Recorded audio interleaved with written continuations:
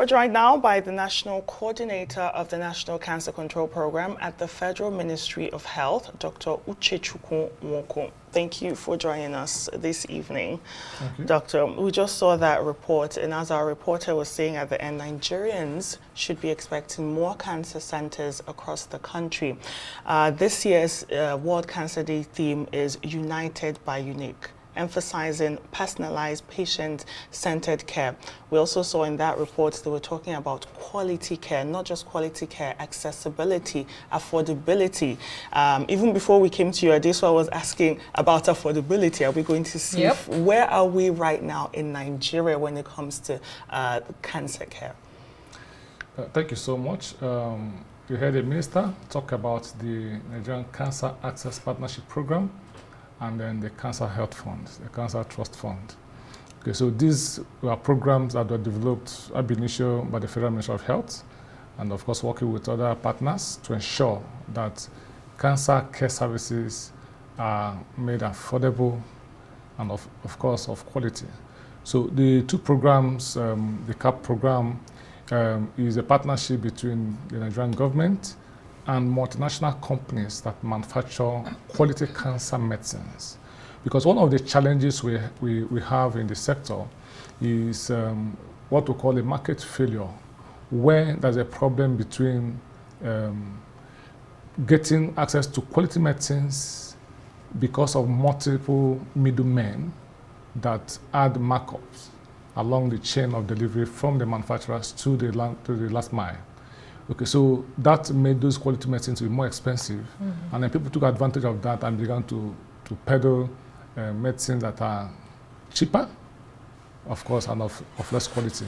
So with that, people take medicines for treatment, and the patient died within a few days. I don't know whether was it a disease that killed the person or the medicine the person took. So as Federal Ministry of Health, we decided to intervene to ensure that multinationals who have what we call stringent regulatory authority approvals of their medicines are the ones who supply medicines to the program at a cost that is more affordable to the patient. We understand that cancer does not discriminate between status, social status, so that means there are still many of our patients who can't even afford the discounted prices. So the program provides medicines at about 50% discount, but we know that there are people who can still not afford the discounted prices, and that's why government introduced the Cancer Health Fund, where patients get their treatment completely free of charge. How many patients are able to access that fund? And just to follow up on the initial question by Nkechi, when we say where are we in Nigeria, let's also talk about the numbers, because those numbers are women and men who have families. They're not just statistics, but we need to know where we stand. For instance, the WHO Regional Director, Moetse, did say there were 900,000 new cases in 2022 alone in the African sub-region. So in Nigeria, where do we stand? How many people are we diagnosed, and how many people are accessing that fund you talk about for free? Right. And what's the gap? Okay, so there's actually a major gap. We have to be sincere with ourselves. Now, the estimates, because we are actually still collecting our real data.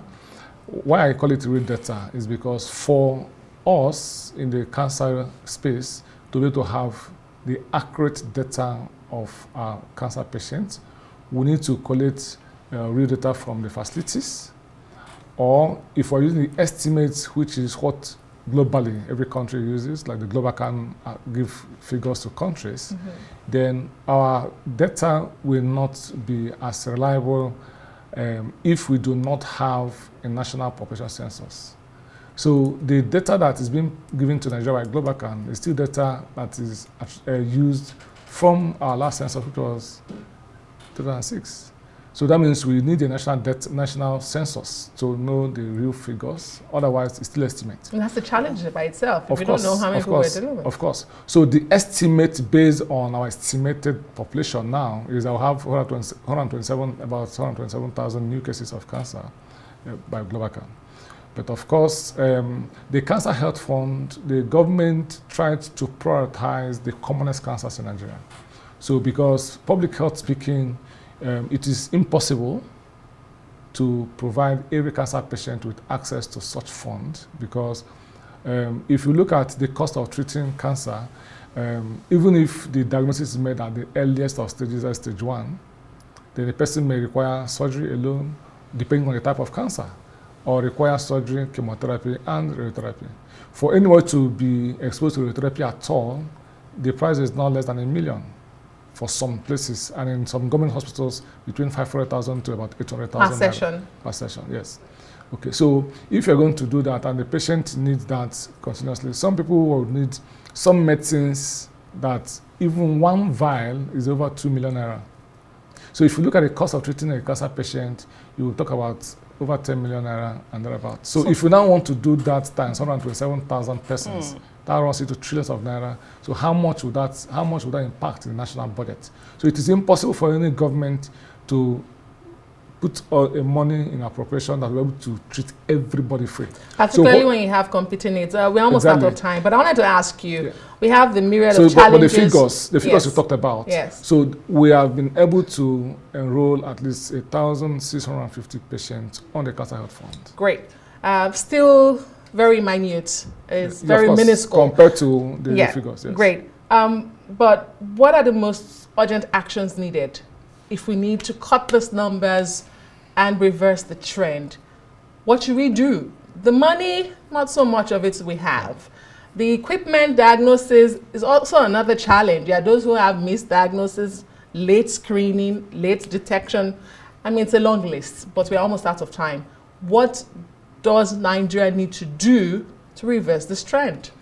So what we need to do as a country, we are actually already doing by providing access to treatment centers. Because if one has to go far to get access to treatment, that in itself is added costs. So if you have access to treatment centers as close as possible to where the person lives, then it also reduces the cost. So government is already prioritizing providing access to treatment, and then also further engaging partnerships to provide drugs at a cheaper price. Okay, so, and of course promoting screening, because what will make the treatment cheaper is if there's early detection. So prevention, they say, is better than cheaper than cure. So we're also promoting screening, early detection, where prognosis, treatment outcomes will be much cheaper and better.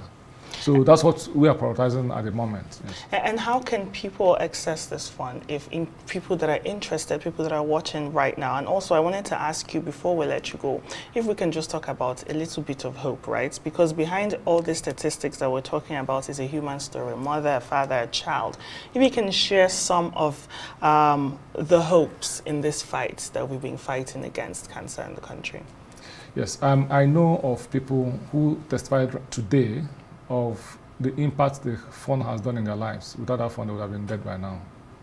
So there is hope, and then a number of cancers can actually be prevented.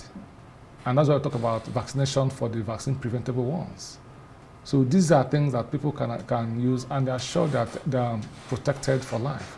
Like the HPV for cervical cancer, HBV for liver cancers, that can be prevented through vaccination.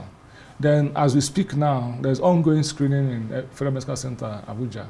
We are deploying a thermometrics device that detects it even before the lump is formed in the breast. So if people avail themselves of annual screening, there is possibility of picking this when surgery alone can remove that cancer, and the person is cured for life. So cancers picked up at early stage can still attain cure. So, but when the diagnosis is made, when it has spread, even treatment itself can be complicated. So there is hope for those who are able to prioritize their health and go for screening.